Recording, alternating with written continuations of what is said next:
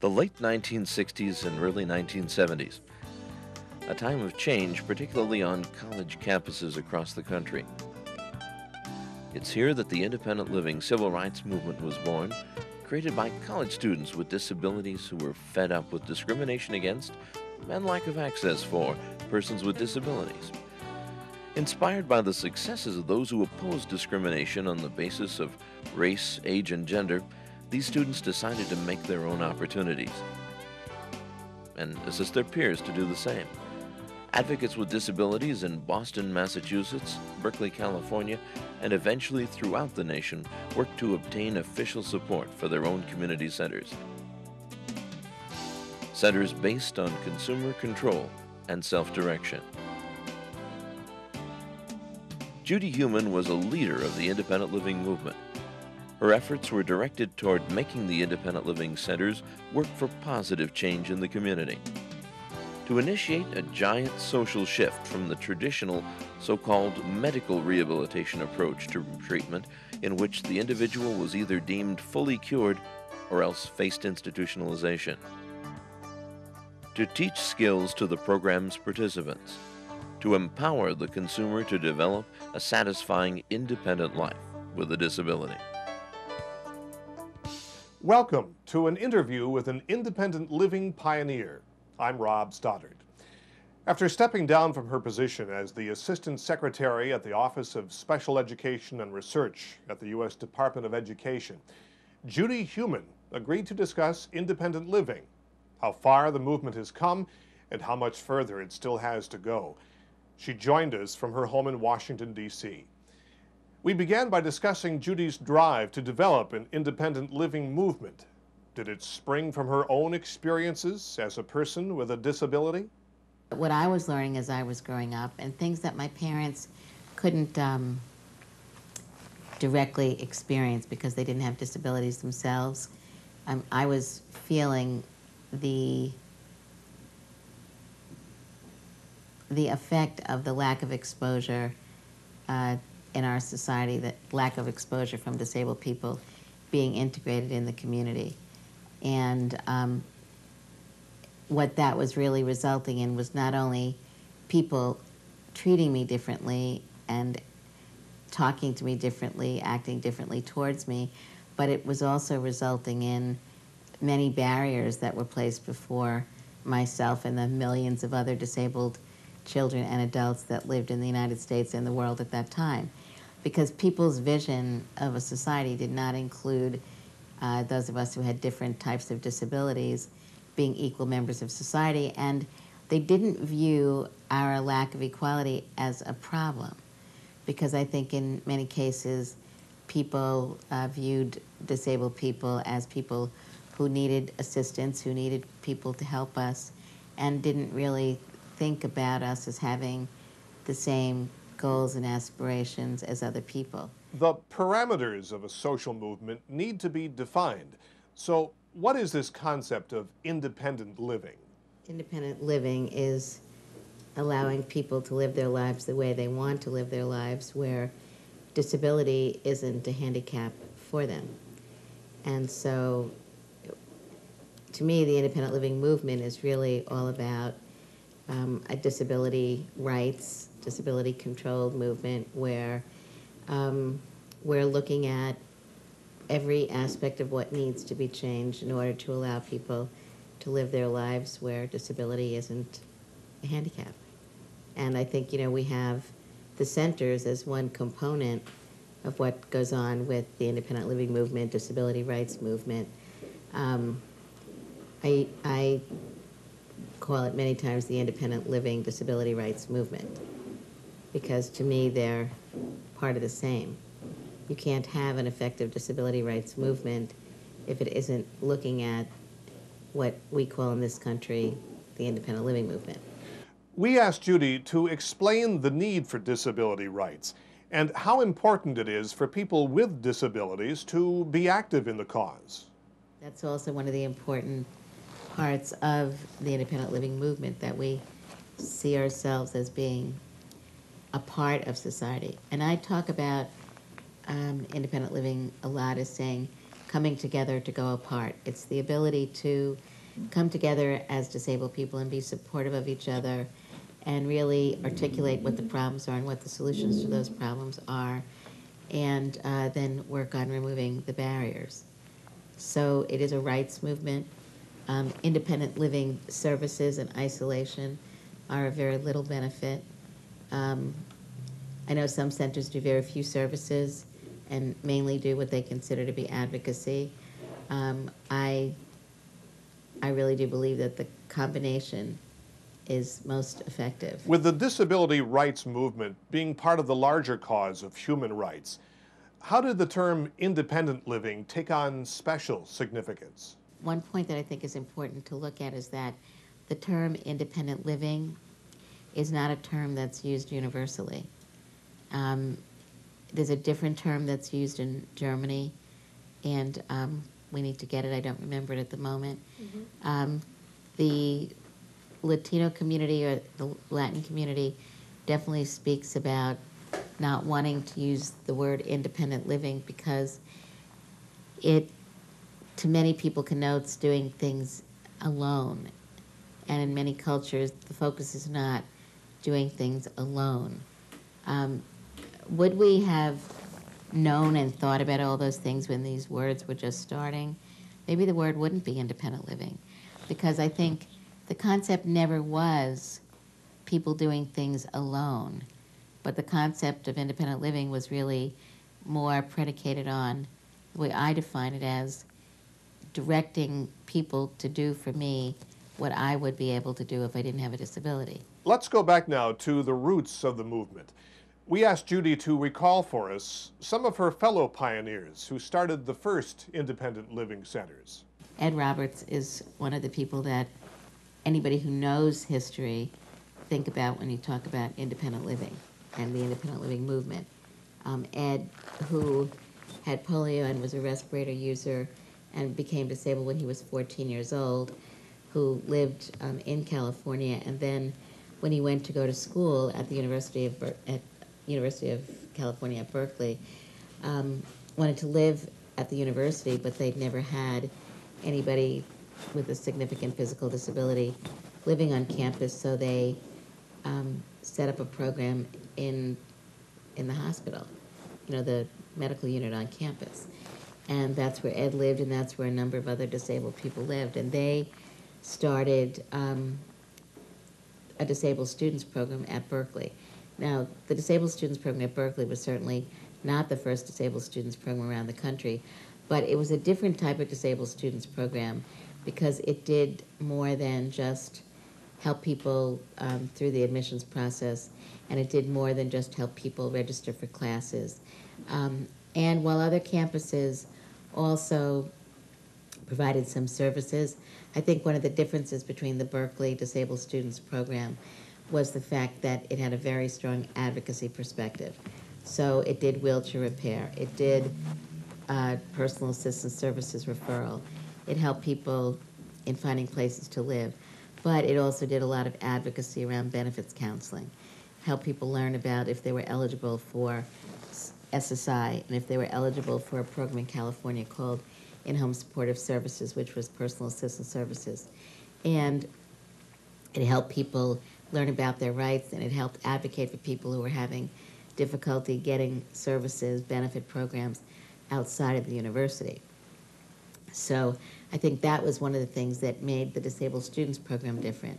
And what then happened was that you had other disabled people who were active in the Disabled Students Program or who were hearing in the Bay Area in California what the Disabled Students Program was doing and wanted to be able to use some of the same services that the university was providing, but they couldn't because they were only for students. And that's really how the Berkeley Center started to come about, was looking at what disabled people in the community wanted and having to ultimately set up an organization which was not a part of the university and mirrored many of the services that the university provided, but went beyond that because the university was only serving people who were students, which meant that you had an academically, high academic performing group of people. When you got out into the community, you really began to deal with people, some of whom had not gone to high school, some of whom had cognitive disabilities, might not have ever even graduated from high school, let alone gone on to college, and people who might have been illiterate, and people who, were not really advantaged as the UC Berkeley student would have been. And I think that was very important. People like Phil Draper, who was one of the real core people in setting up the Disabled Students Program. I'm not even sure if he was a high school graduate, but he certainly didn't go to college. He didn't come from Berkeley, came from an area called Vallejo. He was injured in a car crash when he was drinking, and he lived in a nursing home for a good number of years, and then became actively involved in helping to formulate CIL. John Hessler, who had been the head of the Disabled Students Program, he was certainly one of the leading people. Dick Santos, Hale Zukis, Jan McEwen, Mary Lester, Joan Leon, Zona Roberts. With Berkeley emerging as a leader in the independent living movement, we asked Judy to describe the activity that was happening across the country at the time. Certainly Michigan, Don Galvin, and in Massachusetts, Russ O'Connell, both of whom were state directors of rehab, both of whom were supporting the development of those programs. Fred Fay, who was very involved in the beginning of the BCIL program, Gerben de Young, who was very involved in the development of the BCIL program, the work that was going on at Tufts. I think those three states and the work that was happening was very critical. New York came in after those three states had started moving forward. I think one of the other very important parts about, when looking at milestones, and of course put the 504 demonstrations in there in '97, and the other work that was going on in California, where we were fighting with the state on getting them to implement policy for accessible transportation and things of that nature. Every state had some of that going on, or not every, but many. But then in '78, '79 is when we were also looking at the need to get national legislation. We also asked Judy to tell us about her own involvement in the independent living movement as initiated by her own experiences. When I went to segregated camps, one of the problems was that the camps were segregated.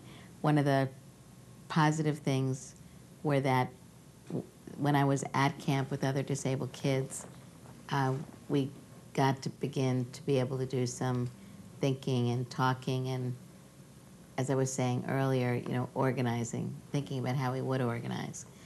When I got to college, basically, I chose to go to a school that was a small school, Long Island University, in Brooklyn on Flatbush Avenue. And I went to a small school because it was easier to get around. It was like literally one city block. But the school itself was really pretty inaccessible. There were steps into the dormitory. There was a step into the bathroom. In all my days, I'd never really seen a building where there was a step into the bathroom. But on every floor of the dorm rooms, there was a step into the bathroom. And so it really became incumbent on all of us to begin to, all of us with disabilities, to begin to look at what we needed to do in order to deal with some of these problems. And there were many other problems. But we began to work on getting a disabled students program together, which we were successful in getting set up towards the end of my being at college. But again, a lot of the work that we were slowly beginning to do was to get disability integrated more into things that were happening at the university. I was in a sorority, and then I ran for student government, and I lost the first time I ran for student government, and then I ran again, and I won, and I ran again, and I won. So for most of my junior year and all of my senior year, I was in student government. That was very important for me because it allowed me, it required that I be out doing more work There was always, when I was younger, this real push-pull. There were things that I wanted to do, but I felt very uncomfortable being exclusively with non-disabled people. And because I felt that they treated me differently, very much like what I experienced when I first went to the department. I mean, the experiences were very parallel. But on the other hand, I was very interested in doing the work that student governments were doing at that time. I also worked in the president's office, which was helpful because I got to meet him and know him and get to know other people in the senior leadership positions at the university, and to try to talk with them about problems that were going on and try to work on solutions.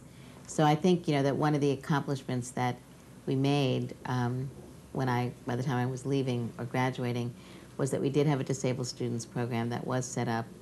Now the university is a pretty accessible university, and there are ramps and lifts, and the university provides services to a broad range of disabled students. And that university has been particularly involved with issues affecting inner city youth, which I think has been very helpful, and some programs that I was also involved with when I was there at the college. When I went to the university, looking at what to study, you know, students going to college in many cases don't know what they want to do. So certainly disabled students aren't any different than non-disabled students in that regard. But at that time in the 1960s and 70s, when you were going to go to a university and get supported by the Department of Rehabilitation, at least in New York, and I don't think it was much different anyplace else, really what VR wanted you to be able to do was, if you said you wanted to be such and such, they wanted to be able to see that there were other people who had the same type of job that you were interested in, who had a similar disability to yours. So I was interested in being a teacher.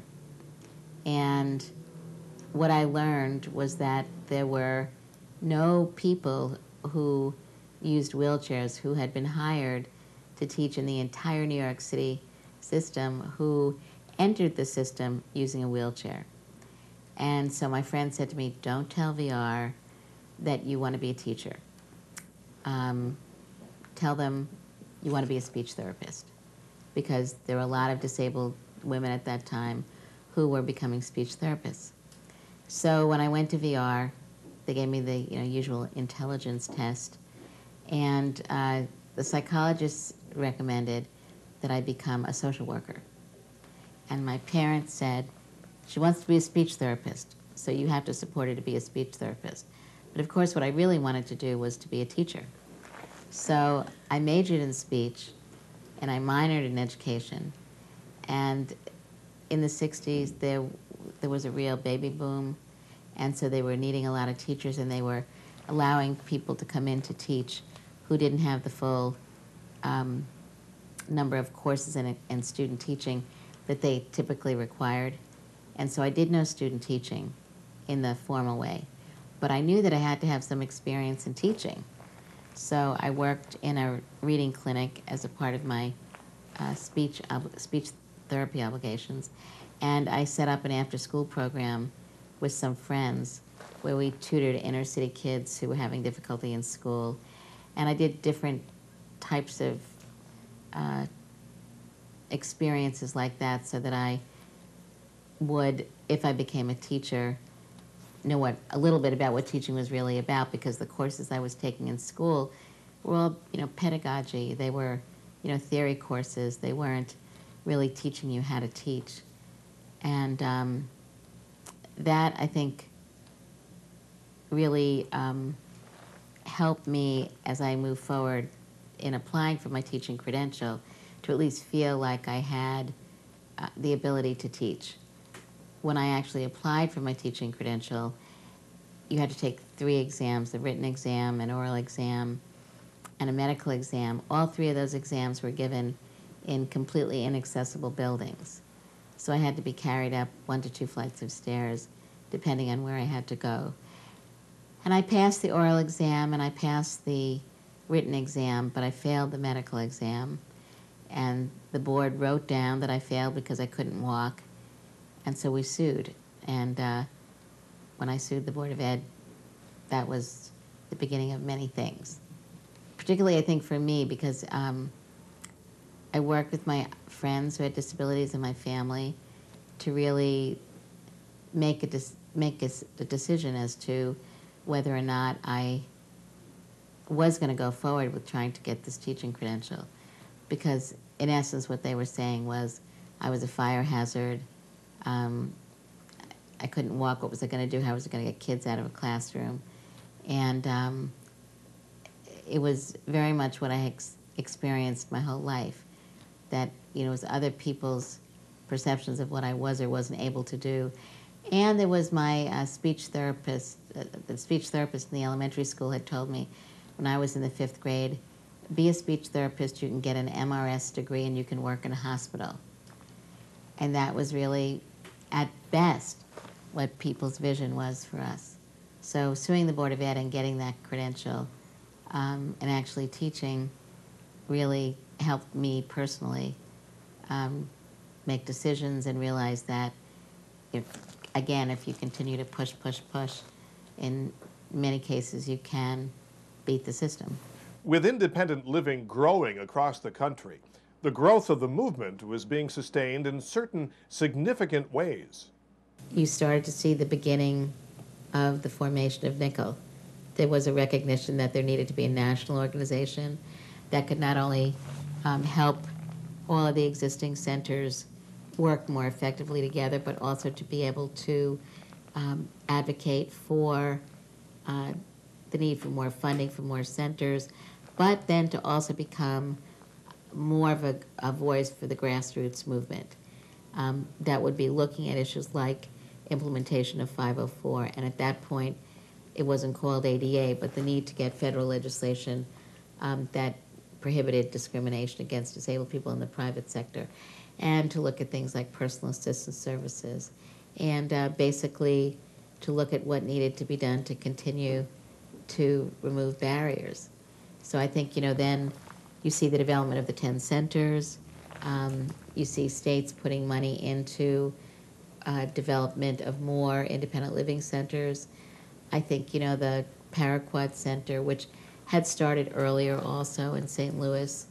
I think Access Living certainly was a very important model because it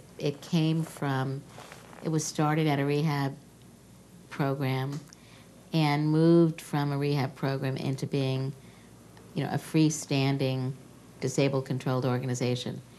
To me, Access Living is a very interesting program to look at because they came from a well-endowed rehab center, and I think they didn't come as grassrootsy.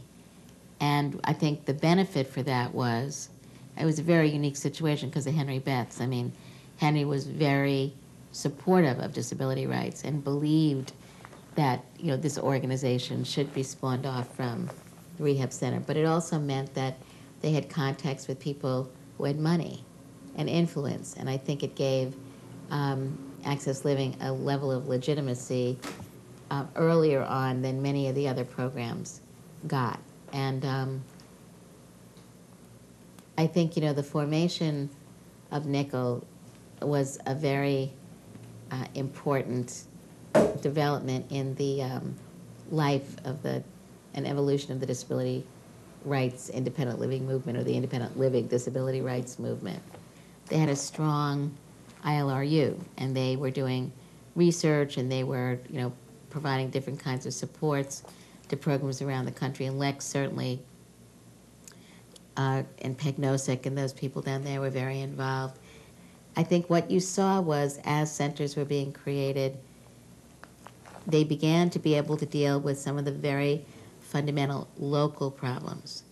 Issues like curb cuts, things that were very, if curb cuts didn't become a reality in communities, people couldn't get across streets. Looking at issues affecting, you know, blind people, deaf people, and even the formation of those coalitions. I mean, in Berkeley, as we expanded to bring the deaf community in, that was another whole struggle because there was a deaf organization.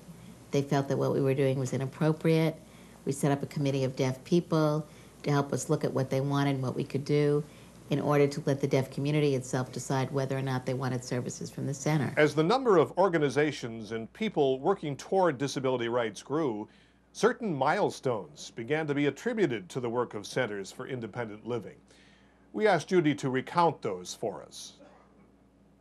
There are lots of individual accomplishments that I think we worked on. You know, legislation, certainly the work we did on the Individuals with Disabilities Education Act, I think was very important. The work we did on the reauthorization of the Rehab Act, some of the work that we did through the National Institute on Disability and Rehabilitation Research, particularly in areas like technology, the development or the strengthening of the Section 508 regulations, which makes it incumbent upon the government to procure accessible technology.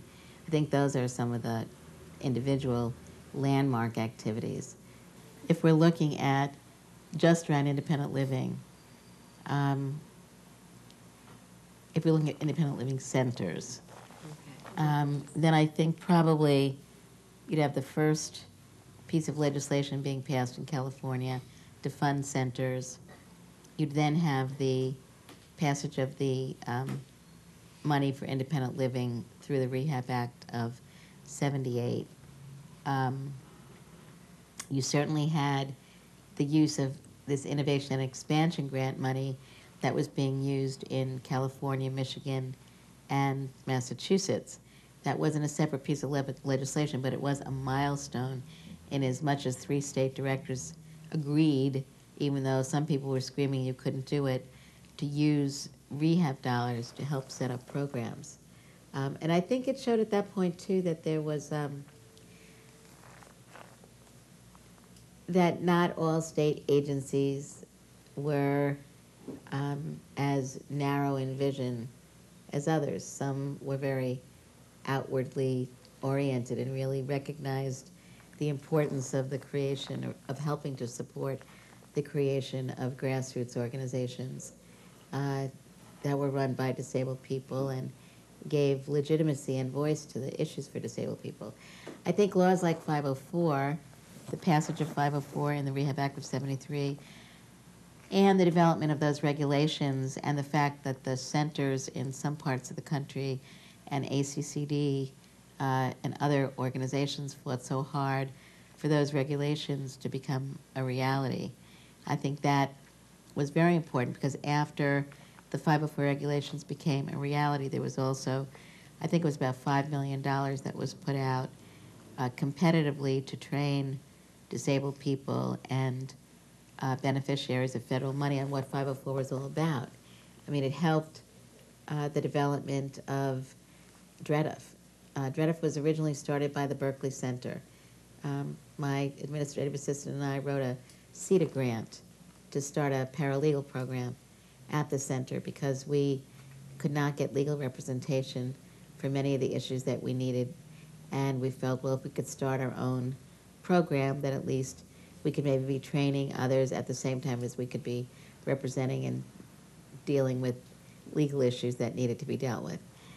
People like Bob Funk and Mary Lou Breslin and Arlene Mayerson and Diane Lipton, who eventually moved this paralegal program from CIL into, and Pat Wright, into becoming DREDF, which is now, you know, the National Disability Legal Center. I think there are probably other organizations that have spawned from local centers, either are part of the centers or who have developed separately. Other milestones certainly would be the work on the Americans with Disabilities Act, which started in the mid-1980s with the passage in 1990. The work that has been done by groups like the World Institute on Disability and ADAPT. I mean, the creation of ADAPT in the late 70s, early 80s, I think was, you know, very important in really being a very anti-establishment, grassroots group fighting for the expansion of transit rights, and now community living and personal assistance services. After 30 years of growth, just how effective is the independent living movement? I always believed and still believe that the effectiveness of the movement is still emerging. And I really felt from a very early age that we could make the changes that need to be made. I think I get sad frequently when I see how difficult it is to make the kinds of in-depth changes that need to occur. It gets back to what we were talking about earlier when I was talking about when I first started my job, that my job in the Department of Education, you really realize that there are so many layers that have to be influenced in so many different entities, governments, private sector, but that at the same time as we're transforming society, disabled people have to continue to fight for their rights without allowing these barriers to get them down. I think you almost have to think of yourself as a football player. I'm not a big sports person, so my analogy may be wrong, but when you watch football players practice, they have this thing where they run up against this big piece of matting, or they hit it and they try to move this thing on wheels. And that's the way I think a lot of what we're doing is. We basically have to start getting up in the morning and going forward, and maybe we're not going to hit that, but the likelihood is we may hit that big obstacle, and we can either decide to turn around and go home, or we can decide to push it as hard as we can push it, to move it as far as we can move it. And I think what's very important today is that I think the quality of life for disabled people today is very different than the quality of life for disabled people 20, 30 years ago, in as much as there are fewer physical barriers. So, you can get up today in most places in the United States, and if you live in an apartment building that has a ramp or an elevator or a house where you can get out, although there are still plenty of people who don't live in those situations, but you can get out of your house, you can go across the street. If you're blind or you're deaf, you have psychiatric disability, a cognitive disability, there are more opportunities today than there were 20, 30 years ago. But in saying that, it still amazes me at how much further we still need to go. How when you look at work going on in the Congress on legislation, for example, on personal assistance services or IDEA and services for kids with emotional disabilities, or universities, and what the universities are not doing, in my mind, to really remove barriers and to assure everybody that disabled people are being brought in to go to school and are brought in as faculty. And we can just go on and on with these barriers that still exist. So I think that, we need to continue to diversify what we're doing. We need to continue to make sure that younger disabled people really understand history. They need to know the Justin Darts of the world, the Ed Robertses of the world, the leaders in their local community and state and national leaders over the last 10, 20, 30, 40, 50 years. They need to feel that knowing those names are as important as it is for women to know the Betty Friedan's of the world, on, and for people within the African American community and the Native American community and the Latin American community to know their leaders. It's very important for disabled people to know our leaders and to understand what has gone on over the last couple of hundred years.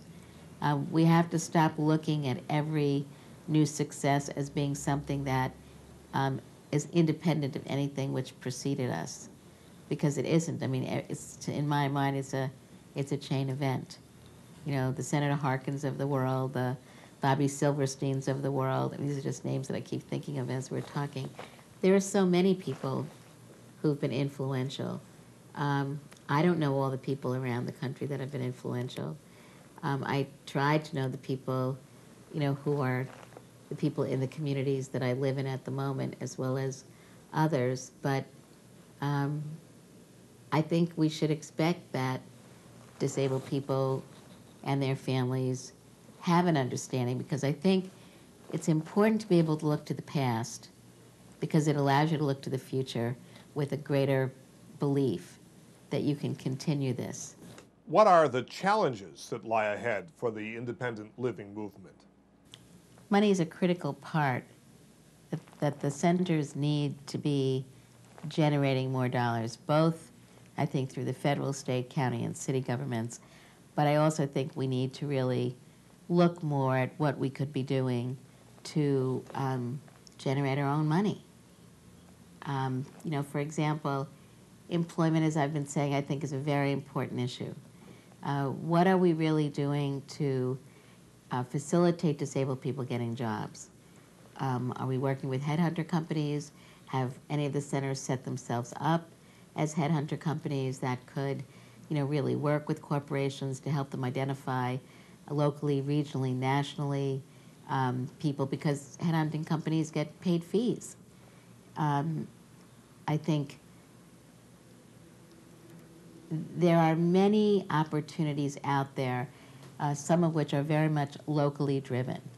If you look at what has gone on in other countries, particularly developing countries, where there was and is no such thing as going to the state to get funding, many of these organizations have evolved by creating businesses where they make toys, not sheltered workshop kinds of products, but meaningful types of products that they sell, where they get contracts with businesses to hire disabled people for integrated businesses, where they run supermarkets and cafes, where they're involved in activities that are of value to the community, and they're run by disabled people. They employ disabled and non-disabled people in some cases, but they're money generating. And I think we could do well to really learn more about how we could do that ourselves. Some of these things, I think, are very locally driven. Being able to work with organizations that help small businesses start, to be able to look at doing assessments of needs in local communities to be able to generate dollars. I think those are things that we have to look at in a much more concrete way. Certainly the states that have been getting Medicaid money to provide personal assistance services, some of those centers are getting large numbers of dollars. And I think that's a very creative way of generating money at the same time that you're providing a needed support for disabled people in the community, and hopefully doing it from an IL perspective. So really pushing for the self-directed approach and really listening to what it is disabled people say they need and helping them get what they need to be able to get the best possible personal assistance services for themselves. But I think, there are pockets around the country of activities that centers are doing that are generating funds, wheelchair repair, van modification, being a couple of the types that you hear more commonly talked about. Certainly, some of the programs that are doing work with youth and generating grants or contracts from local education authorities to do some work, I think that's important. Those aren't necessarily, they can be consulting businesses. But I just think that if our movement is really to have the breadth and depth that it needs, we need to be able to get more money to hire more people. We need to be able, I think, to much more aggressively also be looking at how we integrate issues affecting disabled people into the broader society. And I think that goes anywhere from making sure that your battered women's shelters and your homeless shelters and your substance abuse treatment programs are accessible to people who have cognitive disabilities, who are deaf or blind, or have physical disabilities. But I also think that we need to be serving on boards. We need to be serving on boards of other organizations in our community, nonprofit and for-profit. I think we desperately need disabled people who are on for-profit boards, because for-profit organizations can have great influence on what's going on in the local community, the state, and the country. And if the approach is we need to be serving on all types of boards, we need to be doing that because we need to be able to get the issues and needs of disabled people understood, because the bottom line is we are not trying to set up a parallel system for disabled people. We're trying to remove the barriers that prevent disabled people from benefiting from everything in society.